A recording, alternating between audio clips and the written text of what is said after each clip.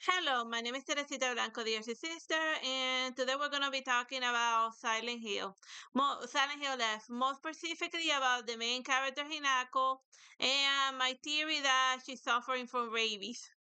Later on, like in the later part of the game, she runs into a flashback where when she was small, she and the fox mask guy get bit by a fox. So then there's afterwards a local doctor's note that says that foxes by nature are not aggressive, but like wild dogs, they carry diseases such as rabies and tetanus. And the town people should send awareness to ensure that the people don't get unnecessarily close. And the other doctors note then goes on to say that they should also warn the children against the rabies carrying foxes because you gotta remember that in the place where Hinako lives, the foxes are considered sacred. So obviously, the fox population is thriving, and nobody's doing anything to control the rabies that the foxes are carrying. Cause they be like, oh, how can a sacred divine animal carry rabies? But yeah, alright.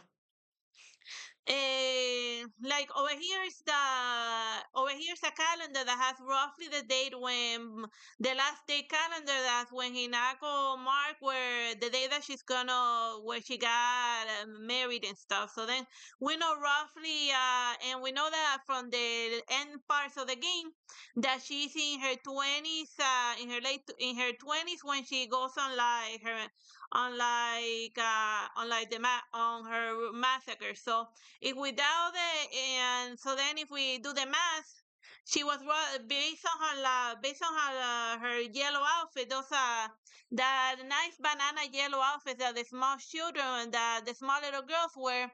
That's mostly in Japan. That's kind of like the fashion that they use for like children that are starting in preschool. You know, the boys wear blue and the little girls wear yellow, and mostly they show like strong bright colors. That way when the kids are like running around and stuff, they don't accidentally get run over. So we know that Hinako roughly got bit by a ravenous rabies carrying fox when she was roughly 6 years of age in 1946. You know, roughly 1 or 2 years after World War II ended.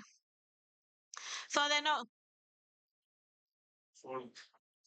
yeah, and then over here we looked up at something that in Japan the rabies population didn't get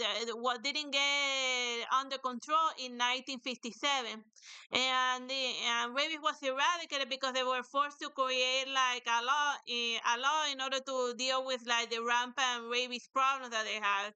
So rabies only started to get seriously tackled in Japan in 1950. So Hinako in 1946 was definitely during the time period when rabies was running rampant in the countryside, in like the local countryside of Japan, because laws for the most part are created in response to something. So if there's a lot of people like murdering and stuff, of course they gotta create the anti-murder protection law. So that law was created as a response to a problem. So it's definitely established that during when she's a child that rabies was a problem back then, and she got bit by a ravenous fox.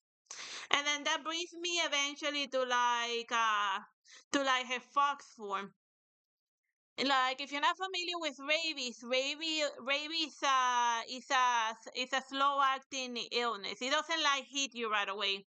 It starts where the area where you got bit, basically the hand, and then it slowly crosses its way up the nerves, up the spinal cord until eventually it tackles the brain. And that fox really basically mimics Hinako's metamorphosis into the fox bride that went on a ravenous massacre. And another doctor's note that I ran into was that the local population was too much into traditional healers and medicine, and then they were waiting till it was too late in order to tackle the problem. So basically, Hinako got bit by a ravenous fox, and then her family just used some random homeopathic and medicine. I'm not here to diss on traditional healers and all of that, but there wouldn't have been the anti-rabies prevention law in Japan if the local healers knew how to treat rabies. Especially in an area where they'd be like, "Oh, how could a fox carry rabies? Foxes are sacred animal.